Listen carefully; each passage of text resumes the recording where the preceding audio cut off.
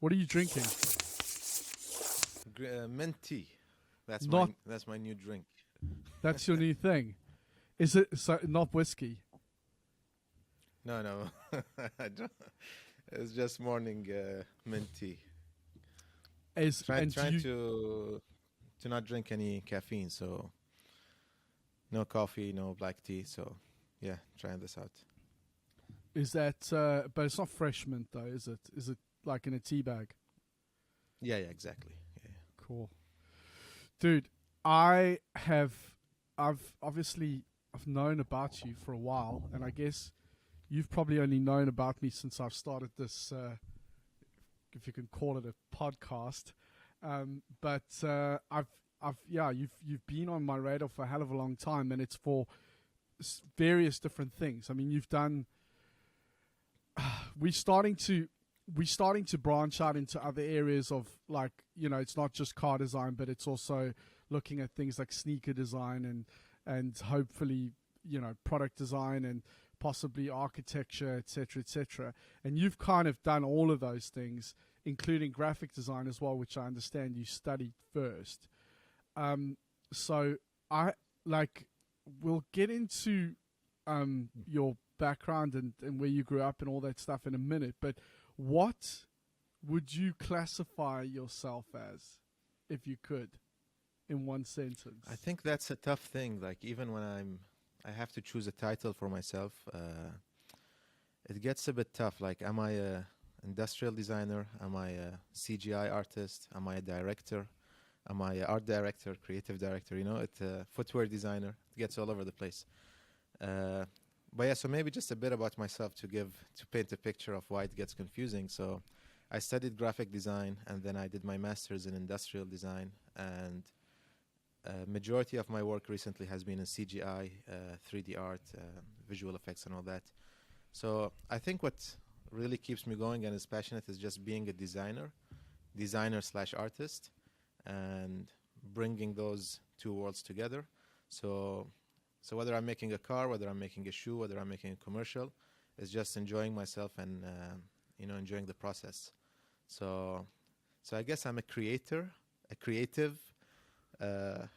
It's really hard to put a title, I guess. Oh, and you can And add the thing author is, to that yeah. list as well now, huh? What's that? You can add author to that list as well. now. Author, exactly. Yeah. So just wrote a book as well, the Innovators Handbook. So yeah, I think the thing is, at least for me, life is too short, and if I want to try something out and work on something, then why not? I mean, if you look at the old days, if you look at Leonardo da Vinci, and you look at all those like great artists in the Renaissance, they were authors, they were poets, they were sculptors, they did all kinds of different things, and they were really good at it. So I think it's good to be specific and just focus on one area and be really good at it. But I think also there's no harm in expanding and exploring and working on different areas that you have interest in. So I think I'm an artist/designer, and that could be architecture, that could be automotive, that could be footwear, whatever the project is at the moment. Hussein, you are from Bahrain originally, is that correct? Exactly, a tiny island called Bahrain. And I know absolutely nothing about that country apart from the F1. But what was it like growing up in Bahrain? So I think also that adds a lot to my story. Coming from this tiny island from the other side of the world, I always had these big dreams, super passionate, want to work for these big companies. It always felt impossible, just not having access to these companies and being so far away. But I think that really added to my persistence of dreaming big and never giving up, and actually eventually making it to all these companies and still working with them. So I think that really added a lot to me.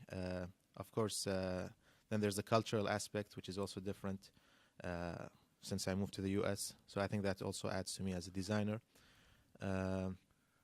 Yeah, I guess wherever you come from, we're all different and we have different perspectives, different cultures. And really that's a bonus and a plus. And I've been loving working with different diverse teams. And that's what always pushes for innovation and for creativity. So yeah, the more different we are, the better it is. And did you go to the US specifically to study, or was it before that you went over? Exactly. So 2006, I moved to the U.S., University of Illinois.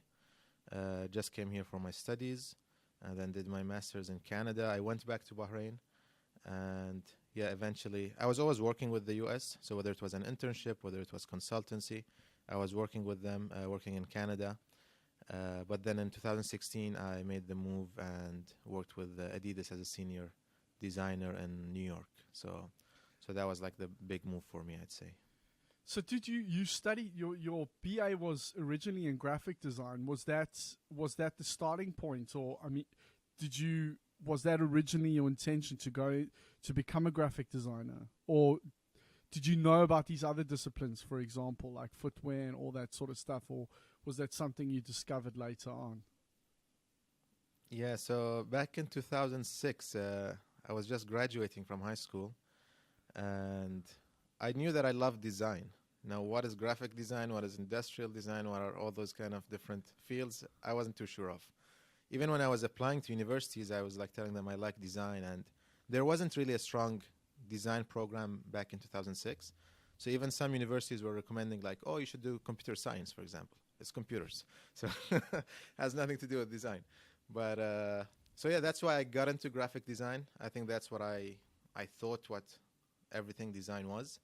And then through graphic design, I explored industrial design. There was another program in my university which I really loved. And from that, I always had a passion for 3D. I think that's the thing, that like from day one, even before I went to university, I love 3D. I tried to infuse 3D into graphic design. Of course, industrial, it's a lot more 3D, but again, I tried to infuse a lot of animation. And eventually, it's just been a melting pot of all these different disciplines and blurring the lines between the different disciplines and creating something new and fresh. And that's what I really try to do through my studio, blur the lines between different disciplines, and that's really where innovative and crazy ideas come out of. So thinking of the future through that scope. Dude, that was quite similar for me, actually. So I started university in 2005, so there's like a year difference roughly between the two of us, at least starting. And for me as well, like discovering car design as a thing, I didn't know at the time what to study. And like if I was speaking to car people, they'd be like, yeah, you need to do mechanical engineering. And then if you were speaking to creative people, like graphic design came up all the time. And I never really there was no clear roadmap. You didn't know what to do really. So I ended up doing like a foundation course in art and design at college first, and during a period I found out about car design and that you could actually go and study automotive. But we did graphics at college for a little bit, and it was I don't know, I was very I don't know what the word, naive is one thing, but definitely I didn't have a clue. It was very, very confusing for me. And I remember I had graphic design as a module, and I was terrible at it. But it was also, in hindsight, like it was never really explained properly to me as well. Like we had to do all these different disciplines. We did like fine art, graphics, 3D, which I also love. That was always a strength of mine. And we did fine arts as well, so like lots of life drawing and painting and stuff like that. And then even fashion and sewing as well, like with a proper sewing machine and everything, printmaking. I loved all that. But I still, like graphic design, it just didn't, I just didn't understand it. I understand it now, of course, and I quite like it, but it was just beyond me at that time. And it's become too saturated as well. I think that's one thing that that's one of the reasons why I kind of steered away from graphic design. Everybody started to become a graphic designer. Now with 3D, I mean, it's a good and a bad thing. Now with 3D, everybody's doing 3D just because it's so accessible.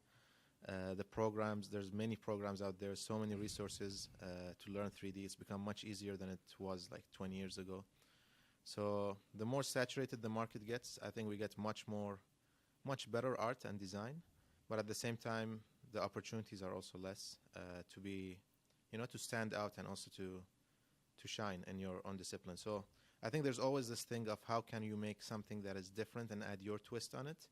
And that's why I really like adding a bit of graphic design, a bit of industrial design. Maybe it's automotive, like some of the projects I've done recently.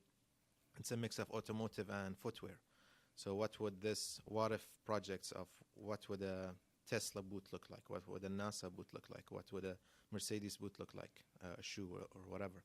So I think always having finding a story or an angle in your design that makes it different, that's the only way that you could really stand out now. Otherwise, everything is starting to get super saturated.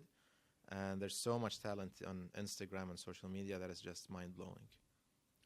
And you have to also, you have to create a signature for yourself as well, so that somebody in any saturated market, but I think especially in creative disciplines like now, you have to really establish your own style so that somebody knows, okay, Hussein did that. We can see that that's something that he did. So it doesn't then become a case of okay, well, John can do it for 20% cheaper because somebody, a creative director or a CMO or whoever has got the budget to make that decision.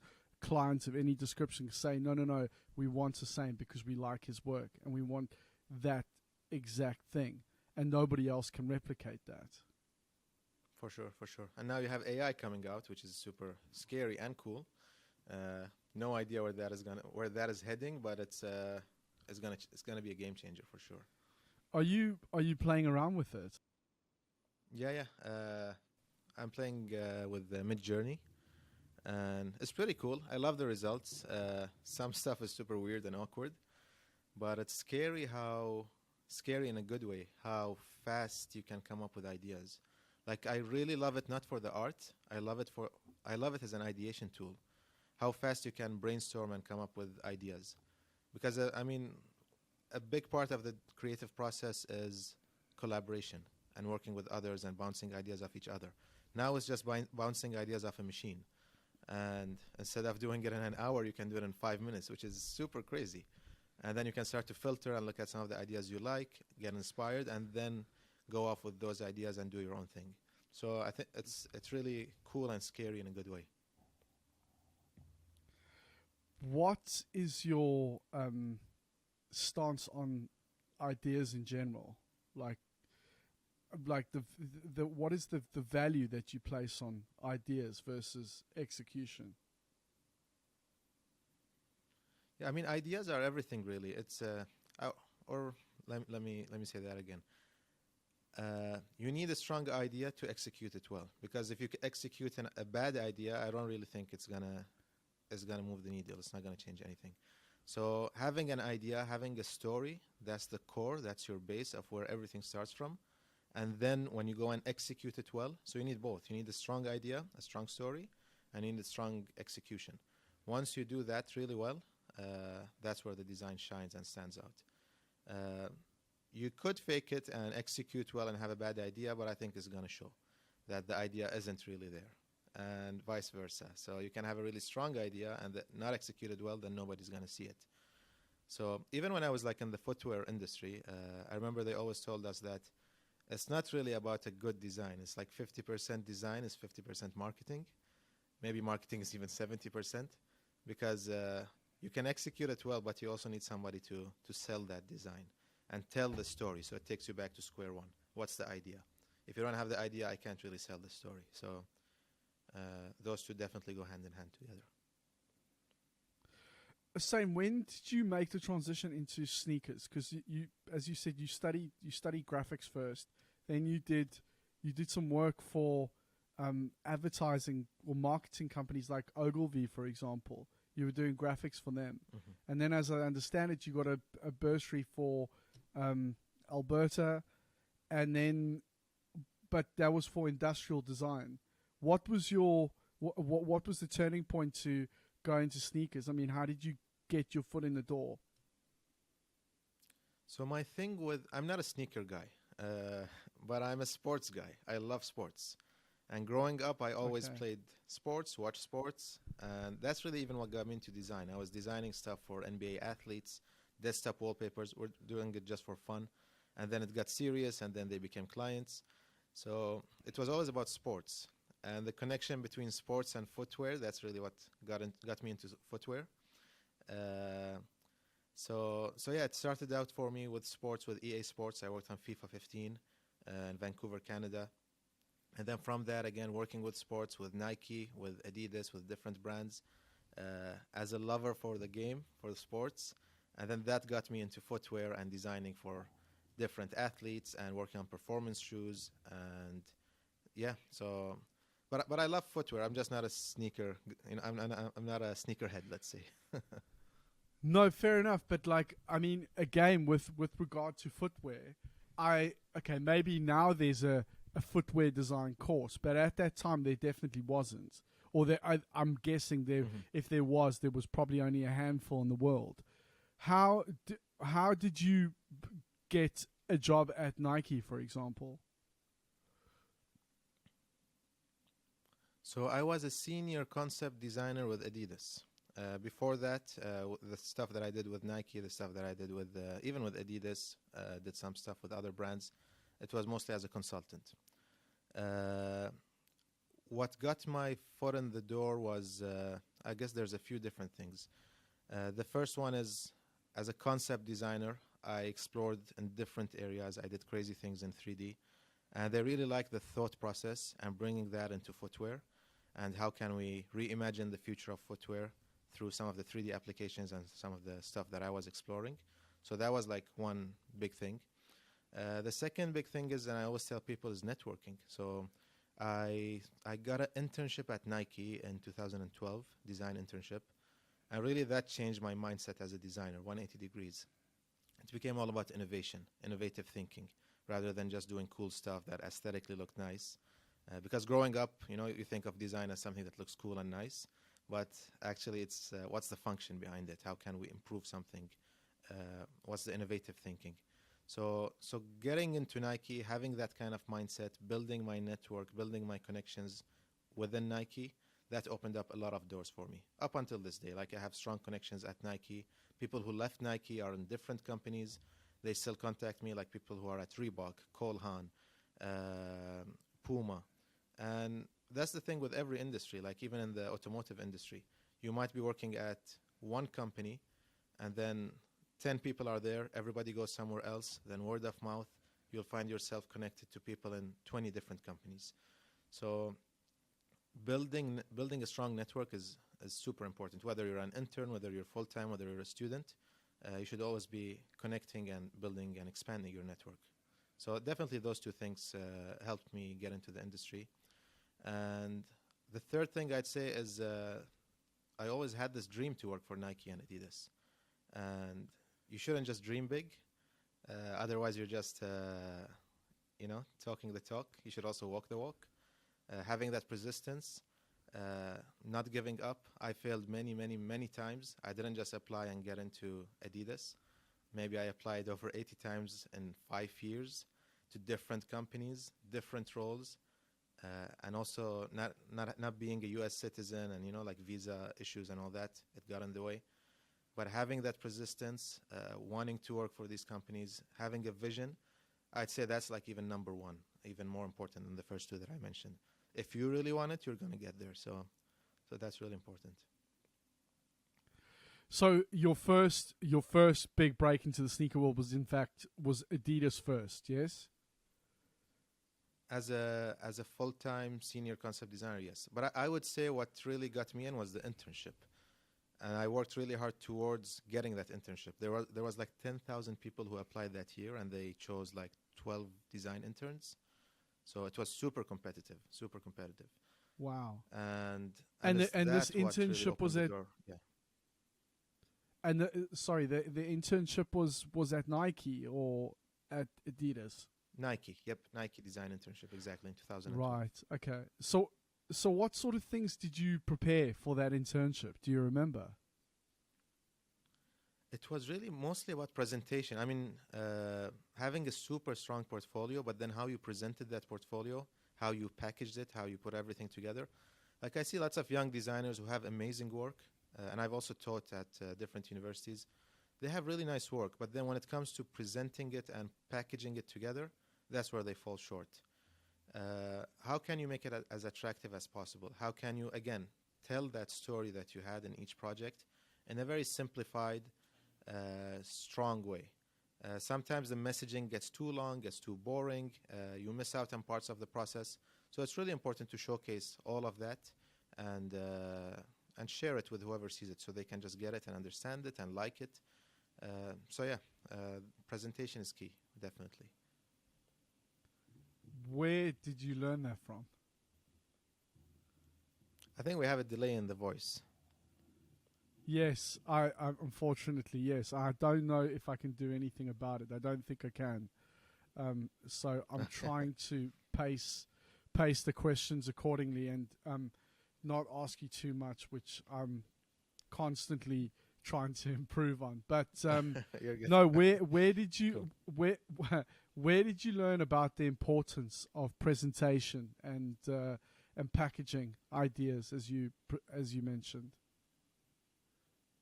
So I did, I'd say it's just a learning process. I did present things that were very bad. I think that's the number one place where I learned what not to do. And that's the thing with failures, whether you're designing a product, whether you're pitching an idea, whether you're doing a presentation, job application, whatever. Failing is a pretty good thing if you look at it, because now you know what not to do. And it's an experience. It's a gained experience. So before the Nike internship, I interned at Ogilvy, which is an advertising agency. I worked at Ogilvy. I worked at EA Sports. I did a lot of consulting work for Adidas. So throughout that process also, having different clients, working for different companies, I got to see what to do, what not to do, what worked, what didn't work. And it was just about elevating my game and pushing myself. And the best thing, honestly, is just seeing what others have done online that works and using that as an inspiration and using that as a base. And then at least now you know, okay, I'm going to package my ideas in this way or this way or this way. So it's just existing case studies that you can look at and learn from and implement as well, and then have your own twist on it. So that's the best place to start. Do you have anything that you could share on actual presentation, like in terms of how you talk, how you show your project to people that you are potentially pitching your idea to, or a project or a job interview? I have a link on my website which has my Nike portfolio that I have packaged. So it came in a nice box, and then each project was a small booklet, and then each booklet, it was just like 12 pages long. It had the visuals, it had the story, the process, and all that. So I can definitely share a link to that. We can put it in the podcast page. I think a good place is like when I was even applying for different awards, If Design, Red Dot, all those awards. There's a lot of good posters on there, and posters are super challenging because they give you a limit, like 2 or 3 posters, and then you have to explain the whole project, and it's like one big canvas. So I always found that to be the most difficult. But then when you see references and people who had won in the previous years, it's always good to see how they've done it, what to focus on, what's the first thing that you see, like scale-wise, what should be big, what should be small. So that's the best place, I'd say, to start. But then again, depends on what you're presenting. Is it a presentation for a keynote? Is it an award ceremony? Is it a job application? So depending on what you're applying for, always look at the different references. Dude, I think the problem that a lot of young creators face, I think especially in something like product design, for example, or cars, or like a physical object, is that there's obviously hundreds of sketches that you produce before you get to the final thing. And what's a constant struggle is to be able to, later on in the process, when you are putting a presentation together, to objectively kill your baby, so to speak. So you say, okay, yes, I know that there are 10 sketches here, but actually I could probably tell a pretty clear and concise story with 3 of those. And I've got to decide now which are the most important, whether that be in your view, the nicest, or if they're just the most informative. And that's that's a real struggle that a lot of creators face. You know, with in the beginning, it's all about getting out as many ideas as you can, and later on in the process, it's kind of cutting out as much as you can. For sure, for sure. And no idea really goes to waste. Like I work on projects, like I have a client who I'm doing a footwear project for, and I've produced like 50 or 60 different sketches, ideas for what this shoe could look like. Eventually, we ended up going with 3 different ideas, and then from the 3 ideas, we ended up going with 1 idea, which became the hero and the final product. The rest of the ideas, you can always recycle. And that's what I do in every project, whether it's a car project, whether it's a shoe project, any project, even if you're doing a logo. You can always recycle, you can reuse, you can readapt it to a different brief. So nothing really goes to waste. And when it comes time to presenting the project, I mean, just speaking about sketches, I'm sure you've seen it in the automotive industry as well. The sketches that are actually presented to the public, they are done at the end. It's not really the actual sketch that the designer did on day one. And I think a lot of young designers see that and they get scared that, oh, that's like how good the first sketch was, and then we went from this sketch to this product. But actually you have the product because of, you know, the long and lengthy process that it went through. But then they look at the final product, they create a sketch of that, and then it's just about presentation again. So it's never really, that's not really the first sketch that they came up with. Hussain, being that you are the first sneaker,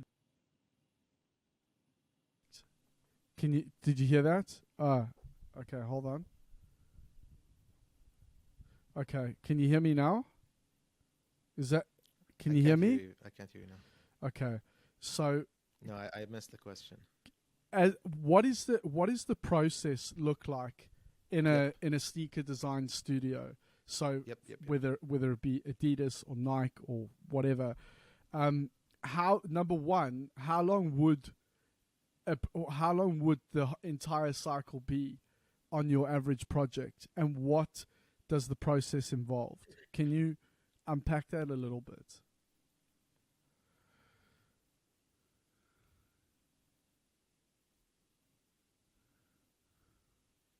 Sure.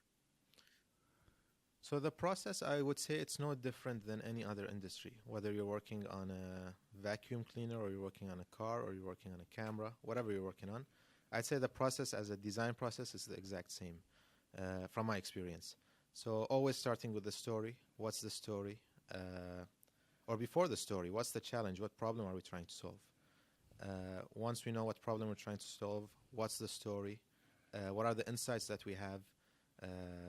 Whether it's through consumers, whether it's through observing, like when we're doing a shoe for a basketball player, going and watching basketball games, looking at athlete movements, talking to the players, speaking to his teammates. So gathering as much insights as we can, and then those insights become the ingredients for us to start to design against. Once we have those insights, we start to create, let's say, different kind of buckets, 3 different themes. Maybe the shoe is about being the fastest shoe. Maybe it's about the most comfortable shoe. Maybe it's about having the best fit. So once we have those 3 buckets, we start to design within those buckets, creating the best and the fastest shoe possible. What does that look like? Again, the most comfortable, the best fit. And then we start to use these 3 different buckets as ingredients. All right, I'm going to pick and choose. Maybe this element, this element, this element, this silhouette, this design, this color. And you start to mix and match them up together, and come up with different ideas. Let's say we end up with 10 different ideas that we like. And then you start to refine, you start to collaborate again as a team, make it 3 ideas, make it 2 ideas, 1 idea. And then I start to take it into 3D, spin it around, model it, play with the colors, the materials, lighting, everything, advanced visualization stuff. And then present it to the client or to the athlete or to whoever it is. So, and then of course taking that to the factory and producing it. So that's like the process. The second question, which was the time it takes to do this. So again, like in the footwear industry, I'd say we had 3 different teams and 3 different timelines. One was, and speaking about Adidas specifically, one was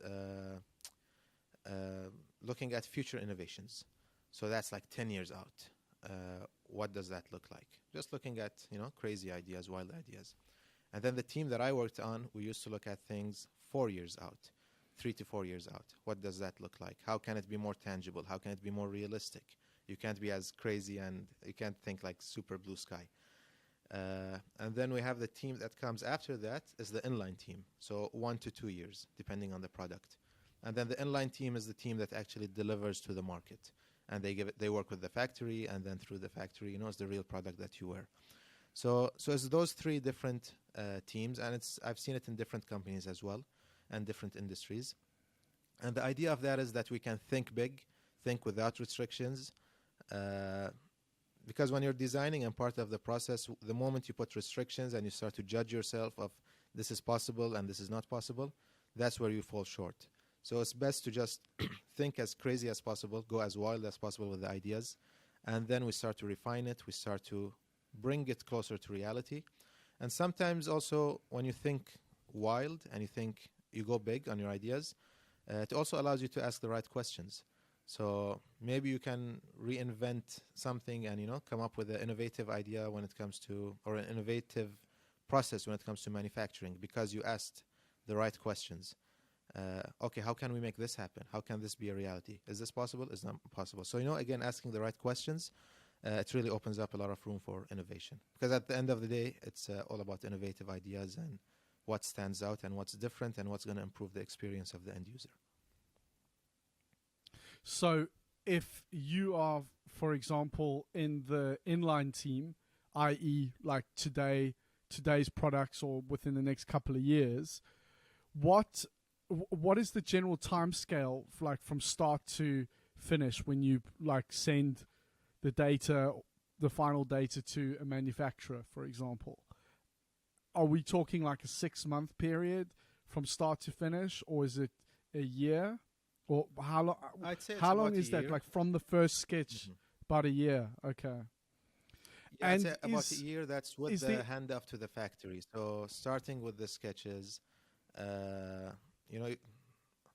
getting the brief from marketing, and then starting with the sketches and the ideas and designing everything. That's maybe like a 2-month or 3-month period. Again, depends on the team that you sit with.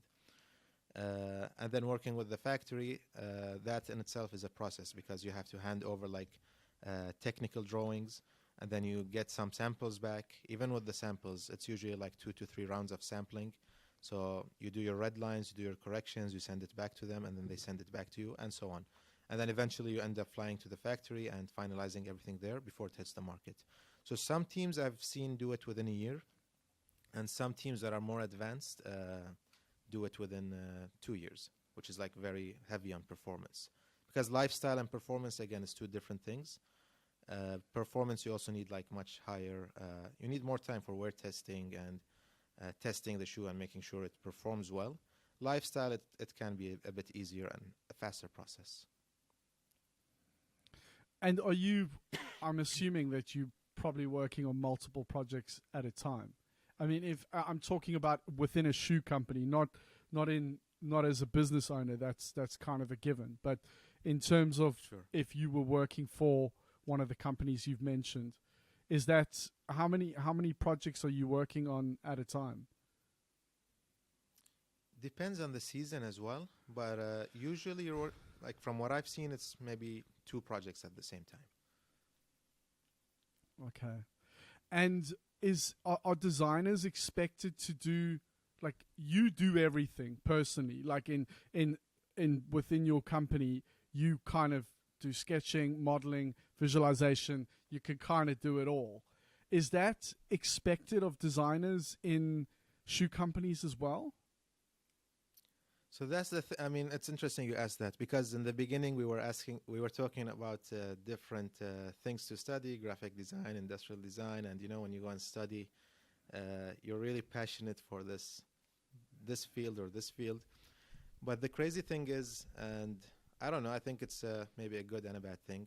In the industry, you go in super excited, I want to be a footwear designer, and then you realize, okay, there is the footwear designer, there's the color designer, there's the graphic designer, there's the what's it called, the knit designer or textile designer, material designer. There's like all these different kind of disciplines that they've created within the footwear team, which is good because it allows everyone to push as hard as they can, like on color, on graphic, on footwear design, and everything. On the other end, I don't think it's as good because as a designer, I think it's really interesting for you to holistically look at the shoe, look at the product, look at the materials, the finish, the color, the silhouette, and have a say in everything. So, but in the industry, it doesn't work that way. Even in automotive, I think there's like the exterior designer, there's the interior designer, there's the mirror designer, there's the door designer. I don't know. So there's all these kind of different designers. Yeah, I mean, there's generally speaking, I mean, in very simplistic terms, you've got a designer, whether that's interior or exterior. You've got a modeler. You've got a visualization artist. You've got CMF, so color, materials, and finish, and all of these. Oh, and you've got obviously the clay modelers as well as hard modelers. So people that take the rapid prototypes and they, you know, they'll finish them off, sand them, paint them, etc., and basically all of these disciplines come together to produce a model. And I imagine to some extent maybe that is similar in the sneaker world as well, but it also seems like, you know, the product, at least the product construction, is a lot less complex than a car, for example, and therefore, as you say, it's quite interesting for a designer to look at the whole thing holistically, you know, and so that there's like a single clear-cut vision that that one person can execute on. Absolutely. I mean, the stuff that I'm doing, like for clients now, footwear design, it's interesting because I have a full say in terms of the materials, the colors, and everything. But on the other hand, I do miss working with like a color designer who can come up with 10 different color stories and wow me every time. Because even when you split people up into those different disciplines, they're still super good at what they do. So it's just interesting. And collaboration is definitely key. Like even now when I'm working with clients, depending on the project, I also have a team around me. And I try to bring in different skill sets for different projects.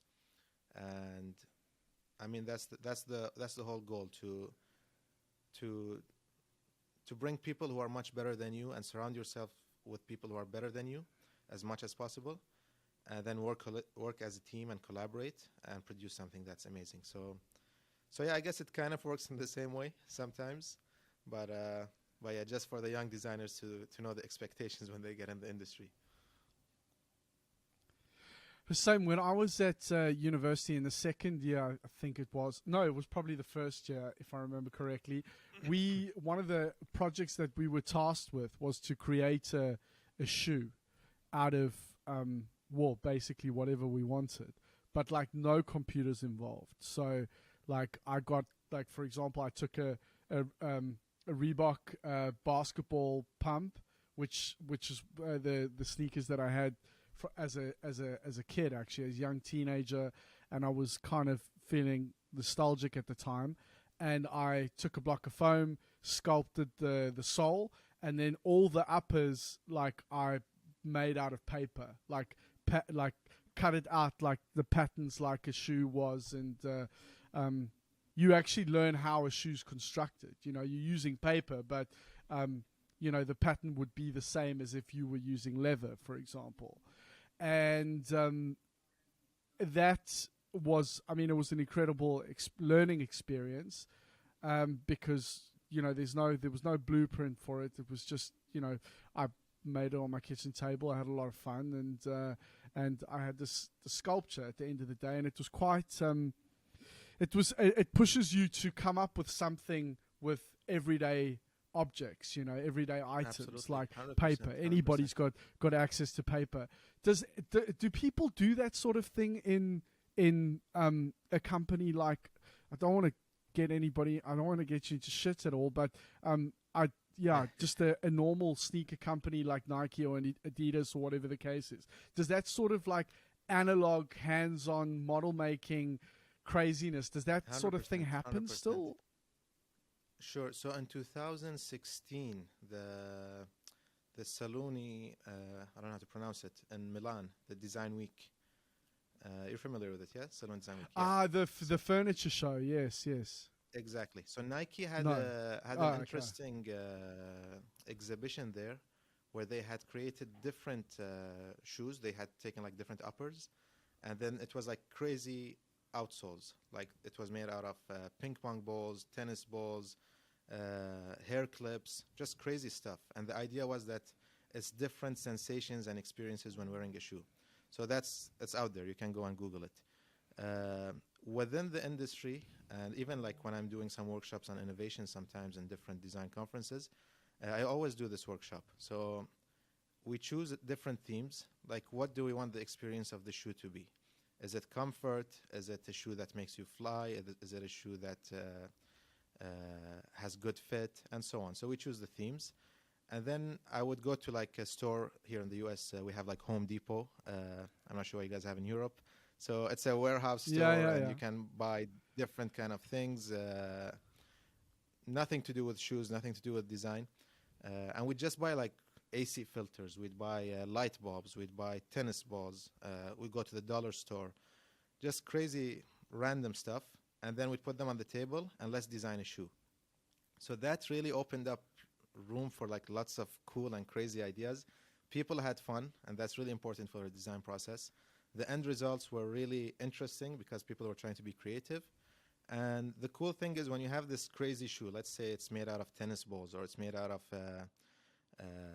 a filter or something, you can then start to look at that as a wild futuristic idea and then take it back to reality. Okay, how can we really do this in reality? What existing materials are there that can do this function? How can we get this kind of texture, this kind of feel, this kind of silhouette? So definitely we did that a few times, even in the industry. Everybody has a blast, everybody has fun. They even usually get put out on like in different exhibitions internally, and people get to see them and get inspired by them. So I definitely recommend that, whether you're doing a shoe, whether you're doing a car, whether you're doing whatever you want to design. Just see what kind of things you have at home. You can buy some cheap stuff. It doesn't have to be crazy. And just have fun and come up with cool ideas. That's what it's all about. Have you heard of an artist called Tom Sachs? The name is familiar. I have to see his work. So he is, he's got many claims to fame, but Casey Neistat interned, him and his brother Van, they interned with Tom for a long time. And a lot of the stuff that Casey does in terms of his stylistically, whether it be making films or making stuff in his studio, is all heavily inspired by Tom Sachs. And Tom Sachs is all about all his sculptures are like he's just done a thing with NASA, like they basically replicated a space trip, but they recreated everything using stuff that you can get from the hardware store. But the whole process is, I'm not doing this any justice, but you need to go and check out his stuff. But it's all about plywood, glue guns, Sharpies, and also showing that a human has touched it. Like he says, his whole thing is like, I could never create something as perfect as Apple, but Apple could never make something as unique and fucked up as I can. Fair enough. Yeah. You know, so it's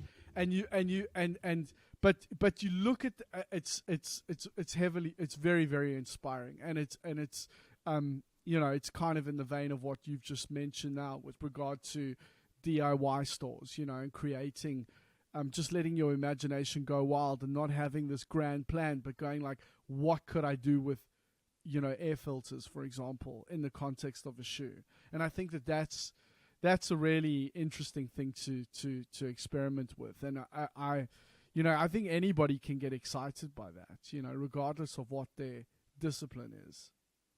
Absolutely, absolutely.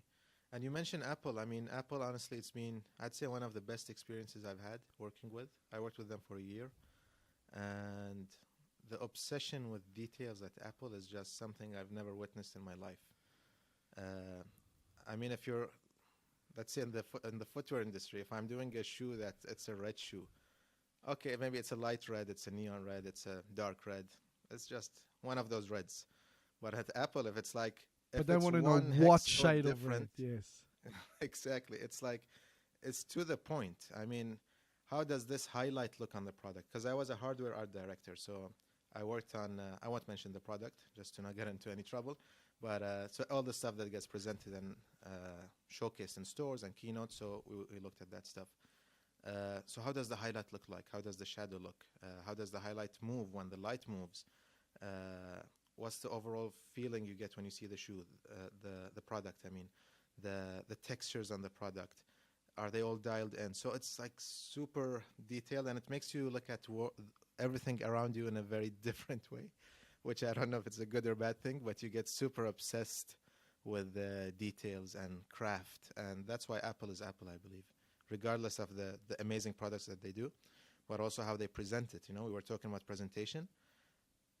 Apple is like doing it at the highest level possible from what I have experienced.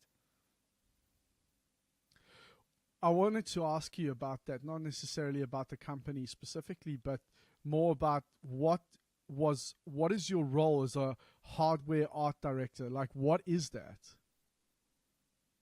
So a hardware art director, all the visuals that come out, whether it's CGI, whether it's motion, stills, photography, a hardware art director has to look at it and see if it's presented in the best way possible that shows the product and the intent behind the product. So let's say we have the iPhone or we have the watch or whatever. Is it presented in the nicest way possible? Are we showing the product features and details? Is it better to show it from this camera angle or this camera angle? What kind of camera lens should we use? What kind of lighting should we use? What kind of shadows should we have? So all those kind of details. Are the colors spot on when it's outdoor, when it's indoor? How are the colors reacting? Is it accurate? Is it not accurate? So it's really crazy how many details you have to look at. And then, of course, you partner up with different, whether it's vendors, internal, external, just to bring the product to the final desired outcome. So yeah, it's a very lengthy, fun, detailed process, I'd say. What is your daily routine? What does your daily job routine look like in a role like that? Are you putting together lots of PowerPoints? Are you literally experimenting with a photographer and a CGI artist? Are you doing all the stuff yourself? I imagine there's obviously a lot of liaisons, but with other people and other teams. But what are you actually? Does somebody want to see an output like every week? I mean, what is your daily job look like in a role like that? I won't get into the specifics because it's Apple and it's crazy how many. Okay, no, for sure, I understand. How much stuff I've signed. No, I understand. But yeah, No. it's I guess it's just the description that I mentioned of looking into the details and taking care of, being obsessed with details. Definitely, that's the thing. And even outside of Apple, like speaking of other companies, we do similar stuff. Whether it's with footwear, whether it's with automotive, whether it's in tech, and just having that obsession to detail and partnering up with different vendors. So maybe it's a CGI studio, maybe it's a photographer, maybe it's a motion studio, working with them and then just being on top of things and making sure that the output is exactly how you envision it and how the team envisions it, and then producing that together. So again, like more execution on their side, more art direction and looking at things from your side. So Okay, fair enough. I have a question about the Brooklyn farm, Adidas's Brooklyn farm. It sounds so cool, and I bet there's nothing to do with the farm on it. But what exactly is it? Because I've heard this, and I've seen this on various profiles over the last sort of 5 years, and I was always super intrigued by it. So yeah, the farm is just a name, and it's been like more than 3 years since I've left. So just a disclaimer. I don't know what's the status of the farm now, but again, we mentioned like the inline team and the advanced concepts 3 to 4 years out, and then the innovation futures team. So the farm is basically an advanced concepts team and looking at things 3 to 4 years out. And it doesn't just sit in Brooklyn. At least this is when I was there. I have no idea how things are now. There's a team also in Portland. There's a team in Germany, their world headquarters.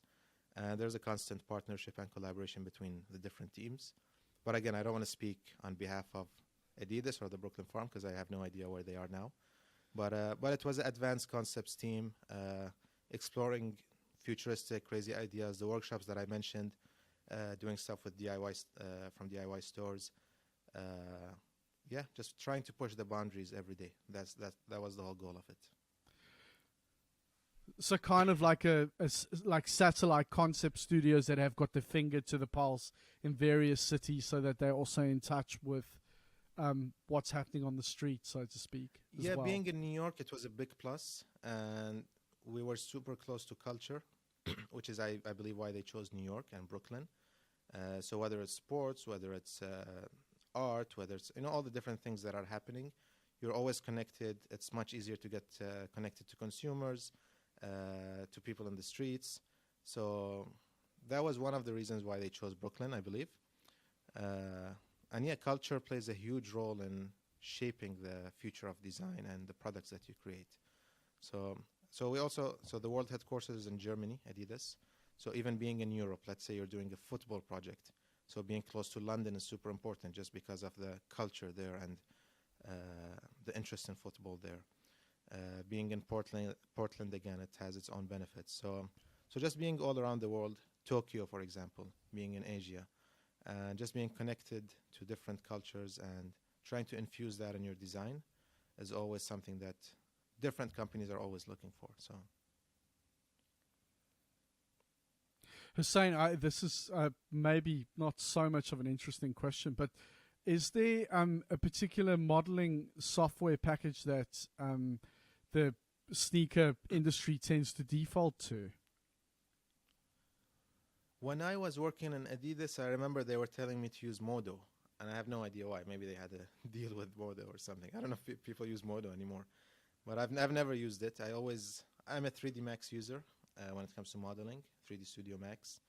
The crazy effects that you see me do, I do that in Houdini most of the time, and a bit in 3D Max. So I've seen people use different stuff. Some people use Rhino, some people use Maya, some people use 3D Max, Modo, Blender. So, and I think if you're starting out or you want to get into 3D, just download them and see which one you feel most comfortable with, just like any other program, and just stick to one and start to become an expert in it. Because it's so easy to get lost in 3D programs. There's so many different tools, so many different things that you can do. And if you jump around different programs, you just get lost. So try them out, try a few out, look at some reviews online. But yeah, my advice is just to stick to one and become an expert at it. Because I've seen results from Blender, I've seen results from Max, Maya, Rhino. They all look amazing. They all look really good. You can render in different softwares. You can render in V-Ray, you can render in Redshift, you can render in Corona, you can render in Keyshot. Of course, I don't use all those programs. I stick to one. But if you choose any one of them, I'm sure you can have an amazing output. And then also another program which is really good for footwear and anything else is Substance. So that's something that I use a lot, Substance Painter. And that's really, I'd say, advanced materials. So it's almost like Photoshop for 3D, but just to build out your materials. So mixing and blending and combining different kind of materials together and getting the desired colors, material, and finish. It's honestly one of the strongest and one of the best that I've used. So I always use that. It's always part of my pipeline, and definitely recommend it. So your pipeline is what exactly? When it comes to 3D or the whole design process? if you talk the whole design process, and if we keep it specifically on sneakers now, for example, what programs are you using throughout that process? Sure. So when I'm starting out, I either have a sketch of the idea that I want to start out with in 3D, on paper. I take that into 3D. A lot of times I call it sketching in 3D. So I like to take my idea in 3D and then play around with the idea and evolve it more in 3D. So it's not exactly sketch to final model. It's sketch to exploration to final model. And yeah, playing with the volumes, playing with the silhouette, playing with the lacing, playing with everything. So just speaking about the model. Once I have the model I like, or sometimes even like 2 or 3 that I like, then I jump into the materials. Materials and colors and the finishes and all that, the CMF. Start to render it out, set up my lights, set up my cameras, explore what kind of materials are there, have different kind of mood boards, look at stuff for inspiration. And really it's just about playing around. Most of the time it's not that I have a clear vision of wanting this, or this. Sometimes like maybe I saw a car that I liked and I like the material and I have an idea that I kind of want to bring it in the shoe. I don't know how, but so I start to play around with it. Maybe it's on the lacing, maybe it's on the sole, maybe it's on the upper. Play around with that. So I think that's like the most fun and time consuming part, playing with materials. And once I have that, I'll do the final presentation shots or the hero shots. Like the shoe is, let's say it's on a basketball court. Maybe the shoe is flying on a cloud. Maybe, just those cool eye candy shots. And once that's done, that's it. So that's the 3D process. Then of course, if it's an actual footwear project, many times I'd send the 3D model to the factory. So I don't even send the tech pack anymore, the technical drawings, which is like what they traditionally do. Lots of factories would just take the 3D model. They have the 3D model, they can dissect it, they can look at different cross sections, and then I'll get my samples back, and then we're in the physical world again. How difficult is it for your average Joe to just go and get make their own sneaker out in China, for example? It's tough. It's tough for everyone because mold costs are the most expensive things. And in shoes, the outsole, the bottom part of the shoe, you need a mold for that. And then you have different sizes. You have the left and right. So it's really crazy if you want to start your own brand or if you want to do your own shoes, it's really, really, really expensive. It's not hard to do, but it's expensive. So a lot of cheap brands, what they do is they would go to China and they would look at existing toolings, like existing outsoles, and they would just design the upper. So it's an existing outsole. They might change the colors and all that, but then they would just play around with the uppers, and then because uppers is just textiles, so just materials, and it's much cheaper to do it that way. But of course, I don't think it's as appreciated to use an existing outsole. So it is expensive. I know there are some companies that are doing 3D printed shoes now. So I'm curious to see what the future of that starts to look like. But I think it's starting to make it much more accessible to people to create their own shoes. That's what's quite interesting to me. Like, how far away are we where a sneaker designer, for example, could just sell the file to somebody that could then print out the shoe at home? They could basically use their phone or whatever device to scan their foot, so they've got the exact sizing. They hit you up and they're saying, I really like this. How much is it for that Tesla boot in file format? And you send it over to them and they get it done. Or do we have situations where you've got stores, companies that are that like we've had historically, like printers that do stickers and posters and whatnot. Are we going to have stores in the future that do affordable, environmentally sustainable as well, 3D printing for things like shoes, for example, or household appliances? What do you think about that? I think there are some companies that are already doing the 3D printing, the shoes 3D printing. Uh, I'm not sure how feasible it is or how fast it is and how efficient it is, but I know there's a strong push for that. Like even with the NFT bubble that happened, uh, there were different projects that I saw, footwear related, that were crazy shoe concepts that were supposed to be 3D printed. There's even one now that is 3D printing, Young Sneaks. You can check them out. So I think they are also doing like 3D printed shoes, but definitely it's starting to get more accessible. Like I have no doubt. I remember when I was a kid, when when you'd buy a desk jet printer just to print black and white and color. It takes like 5 minutes to print one page.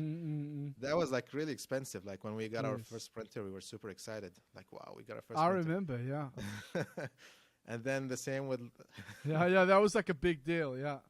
exactly. And then the same with the laser printers, you know, like, oh, there's no way we can afford a laser printer. Like maybe just my parents at work had a laser printer and now everybody has it at home.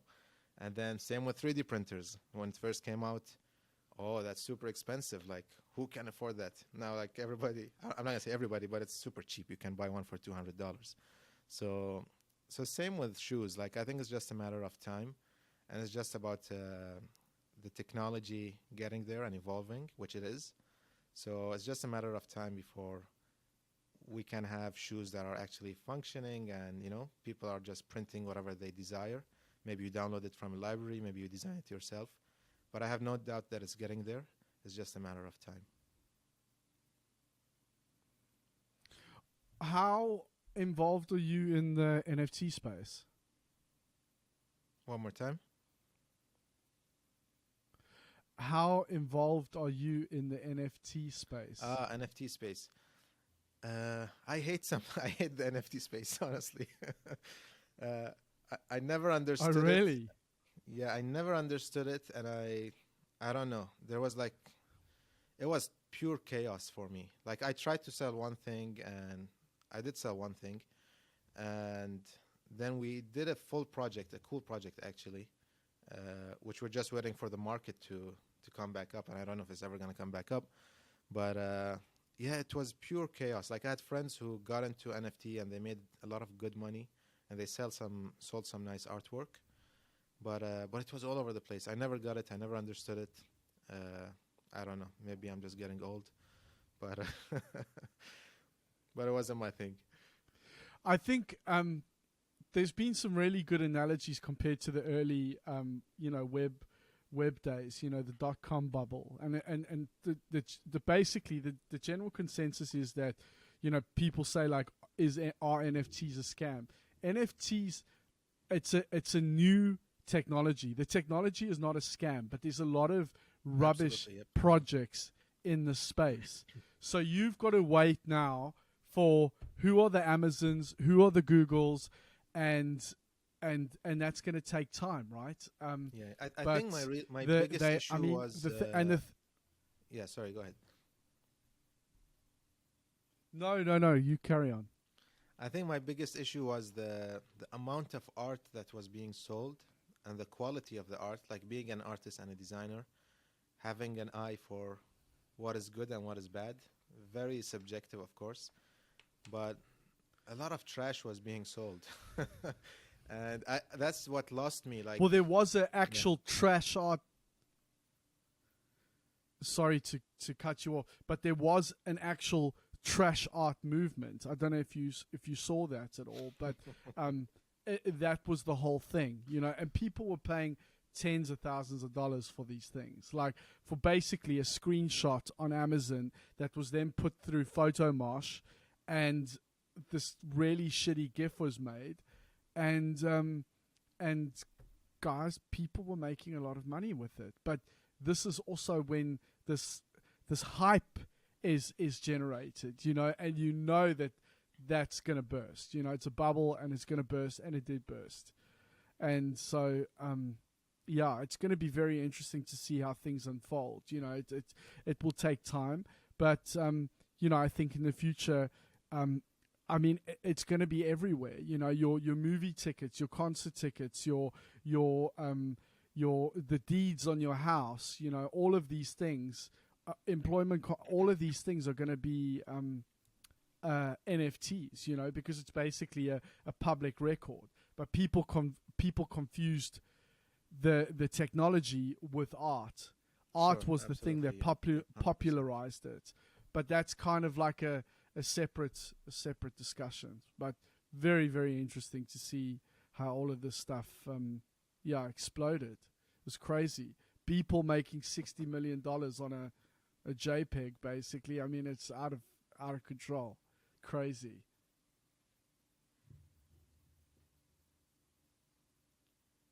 Hussain, let's talk a little bit about your book. I know that time is limited and you've got a business to run and all of that. What exactly is the Innovators Handbook? Sure. So the Innovators Handbook, it's my upcoming book, comes out September 6th, available on Amazon and available for pre-orders now. The idea of the Innovators Handbook was to create a short, fun read that I can share different insights from working with these different companies, Apple, Nike, Adidas, and all these amazing innovative companies. So working within these companies, I saw an overlapping pattern between the different teams that I worked with. And there was never like a guide of, hey, this is how you innovate, 1, 2, 3. But it was just me observing and seeing how these innovative minds thought and what their mindset was like. And I tried to simplify those insights and put them in this book for young and aspiring designers to hopefully help them and push them think outside the box. And like as a young designer myself, I always, when I saw like crazy and cool ideas, I was like, how would you do that? How did they think of that? Or why did I not think of that? So it's not really as overwhelming as it should be to be an innovator and have an innovative mindset. But it's small hacks and tweaks in the way you look at things and the way you think about things that allow you to approach innovation in a much easier and faster way. So that's the idea of the Innovators Handbook. I have a copy here. Yep, so should be coming out September 6th. Cool. Awesome. And yeah, the idea of designing the book actually Awesome. was super fun. I mean, it's my first book. I definitely looked at it as a designer plus an author. I want it to be an object that you can kind of, so this is like an iridescent film on top of it that changes color and different lighting setups. And even the illustrations inside, the Pantone colors. So everything's been like curated a quick really flick. well. Yeah, cool. And yeah, it was just a really fun process, and I'm hoping it would be a short, fun read. Nothing overwhelming. And I also mentioned in the introduction, it's not the ultimate guide to innovation. So so it's just it's a short guide to share these small insights and tweaks and hacks in the way you look at things. So that's the whole point of it. How did you get this put out? Is this something that you did by yourself? So yeah, the book, I self-published it. I had the opportunity to work with different hybrid publishers where basically they take care of everything. But as a designer, like the moment you do that, they take control, because also cost is important to them. Like the amount of Pantone colors I've put in this book, the holographic foiling on the cover, for example. There's certain things that you just can't do because it's just going to be out of budget. So yeah, I just I did it with my own money and invested in it. And it's not really about selling the book to make money. I've always had this passion to create a book like this, and yeah, it's been on my bucket list. So that's why I did it. Again, going back to you only live once and do the things you love. So a book is definitely, it's been on my list, and hopefully it's going to be one of a few more to come out. But yeah, I've put a lot of time into this one, so I hope you enjoy it. Is the book going to be available in Europe? Yeah, so it's sold through Amazon. They would ship internationally. I know there's a crisis, like international shipping rates are crazy now. So the book is also available as an ebook, Kindle version, worldwide. So that makes things much easier. Okay, all right. Hussain, I have a question. with regard to being able to zoom out and see the bigger picture. As someone that is completely obsessed with details, and clearly you like to control everything as much as you can, how do you manage the conflict between that, making sure that every detail is exactly as you intended, versus being able to step back, see the bigger picture, and go, there is a time limit, there is a budget, we need to get this out, and we need to actually get it made? Sure, yeah. I mean, that's every designer's problem, I guess. But I had a university professor who always told us the only thing that brings a design project to an end is a deadline. So I try to always respect the deadline that I have. Like otherwise, I mean, this book as an example, it would never be done. Because there's anything in life, there's always constant improvements that you can do. You can always change stuff, improve stuff. You look at things differently. But the moment you have strict deadlines, like I know that I have to be finished with writing the book by this date. The editing should be done by this date, cover by this date. Like I have a full plan actually with a calendar. When I know when my publication date is, September 6th. So working towards that deadline. Same with the product. If I want to do a shoe, for example, I know the shoe is going to hit the market December 2022. That's it. So, all right, I have 2 months to sketch. I have 2 months to do the 3D. I have 2 months to do that. So having a very clear plan and a roadmap, that's definitely essential. And that's how I really manage everything that I have, whether it's a project or anything. Just being on time with everything, that's key. Number one advice, definitely. Was that something that has developed over time? Have you always been super methodical in planning? I mean, I'm pretty good with my time management, I'd say. Like every night I have to, all my life I've been functioning with lists. So I have a list, I have a notepad on my desk. And every night I actually know what I'm going to do tomorrow morning. I tick them off, I highlight them if it's done. If it's not done, then it's going to go to the next day. And yeah, I basically have to work with lists. I know exactly what I have for the day. And then if I have like projects, I also create a calendar for it. This is when this is going to be done, this is going to be done. And it doesn't need to be sophisticated, just Google Sheets, or I do like some Post-its on the wall, and like I have every project that I'm working on, and then this is due this date, this is due this date. So you don't need to like think of it as working with a complex software for time management and all that. No, it's super simple stuff. Okay, because I'm not. But I think it's really important to be organized with your time. Okay. Yeah, that's becoming more and more clear the more people I speak to, especially people like yourself that are actually excelling at their creative endeavors.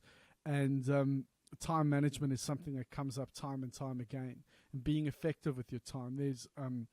I just recently spoke to Ash Thorpe, and he's like big on that. You know, he's like, there were 3 books that he mentioned. One of them was Kill That Frog, and there were 2 others which I forget, War of Art, but I don't know if that's necessarily with regard to time management. But Kill That Frog specifically is all to do with, like, you know, destroying procrastination and just focusing on the task at hand. So there's apparently a thing called the Pomodoro method. Pomodoro is Italian for tomato, and I don't know why it's the tomato thing, but basically you get like a little timer, and you set, like, apart from your planning, you say, like, I've got a task to do, I'm going to give myself 25 minutes, and so I got a timer as well, and you get like, you put like 25 minutes on the clock, and you go like, for the next 25 minutes, all I've got to do is focus on that one thing and not get distracted by all the other different things. But this is more at a micro level, you know, it's not necessarily to do with planning, but it's more about being effective with those blocks of times. But it's a thing about, like, you know, having an overall plan and then breaking a plan into micro steps, and then if you've got a block of time to do something, to make sure that you are being effective with that time. And for me, it's a constant struggle.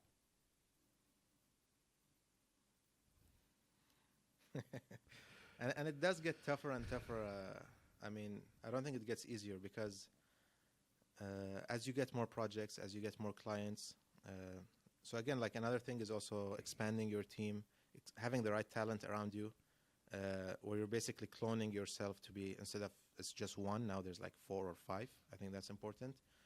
And even like other stuff gets in the way, like family, like my family, it's starting to grow, and I get less and less time. And work is basically what I do. It's a lifestyle, you know. You're working throughout the day, but also at the same time you want to spend time with the family. So there's always also those struggles of how do you balance not just finishing your work, how do you also do stuff outside of this sitting in front of the screen and working, because it's really addicting. And I guess we're all like that as designers, like growing up and just being on the computer screen and doing something new and creative and cool over and over and over again.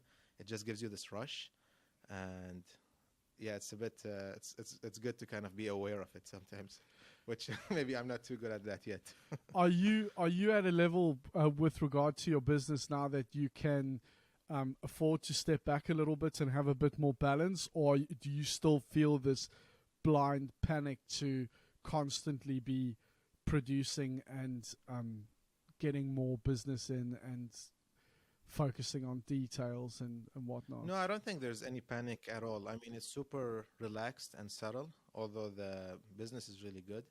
But again, it's surrounding myself with the right talent and people that I trust. I trust their work. I trust them as, people that I want to work with constantly. I mean, all the people I work with, honestly, were like best friends at this point. And that really helps a lot. So I do sometimes, on some projects, I do the entire project and I do everything myself. On some projects, I'm more of a director. I step back, I direct, and I put the vision, and this should be done, this should be done. Maybe I supervise a bit.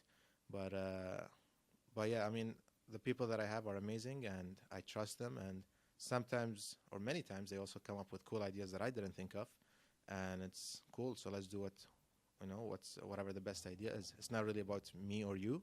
It's about the best idea wins. So, and that's something that I saw in the industry a lot, like this idea of egos. I know we're going off topic, but in the industry, there's a lot of egos of everybody wanting their idea to win.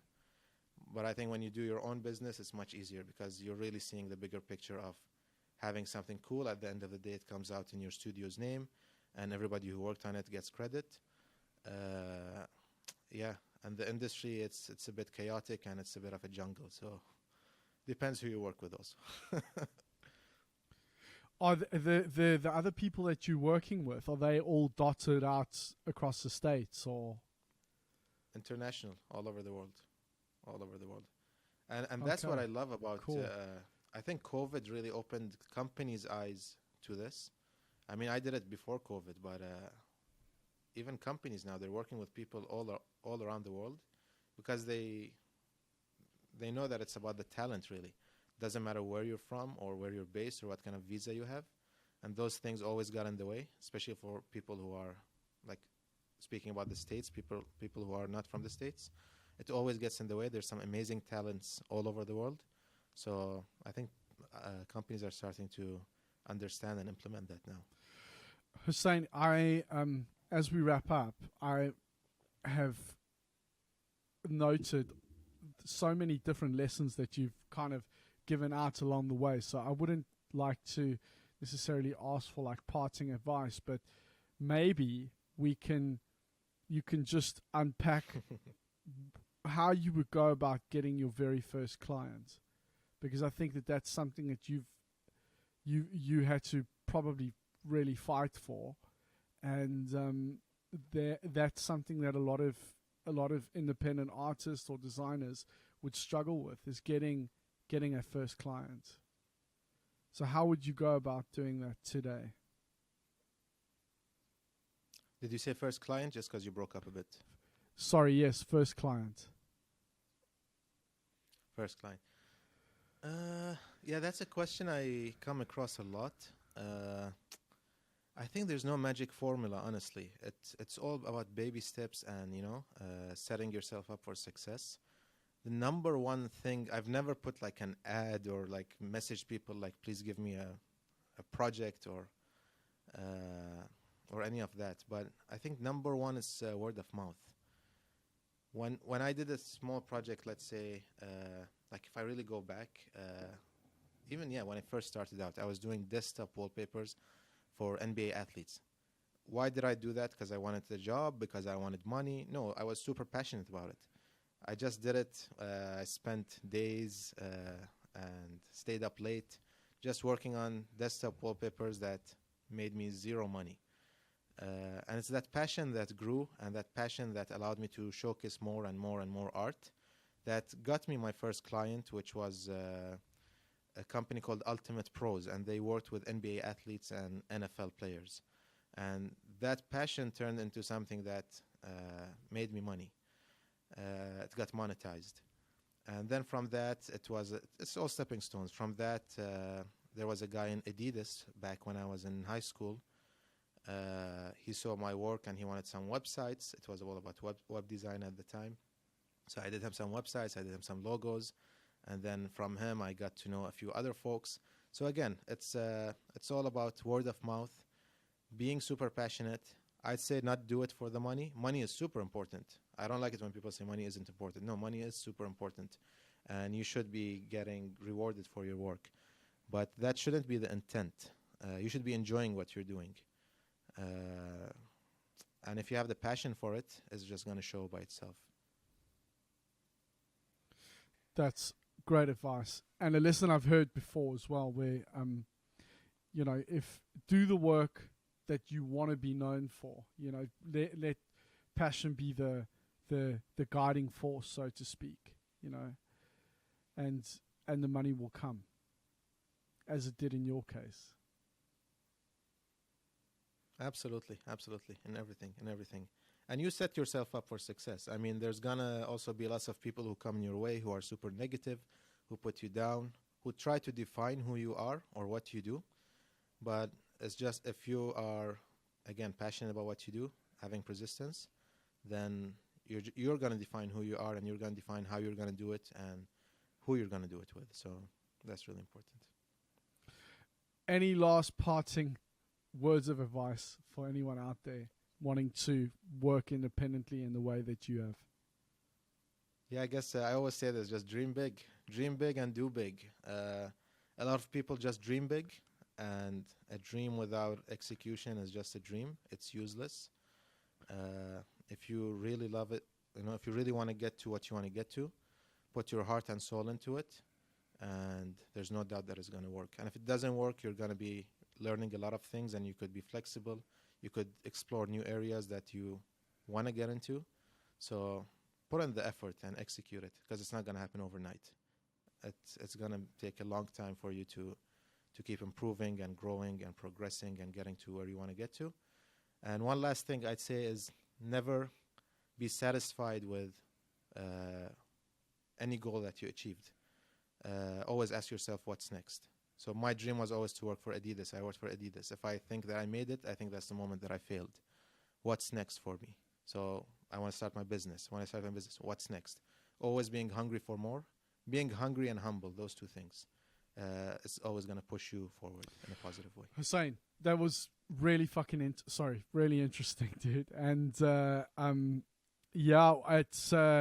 it's been great to get some more insights into the world of sneaker design, and also in your case, entrepreneurship and everything else. But I've been promising for a while that I would get somebody in, and you were the first person that came to mind. And I'm glad that we finally did it, and hopefully this episode will be out before your book will be released. And I can only thank you very much for your time. Thank you. It was an absolute pleasure. I loved chatting with you, and it was super fun.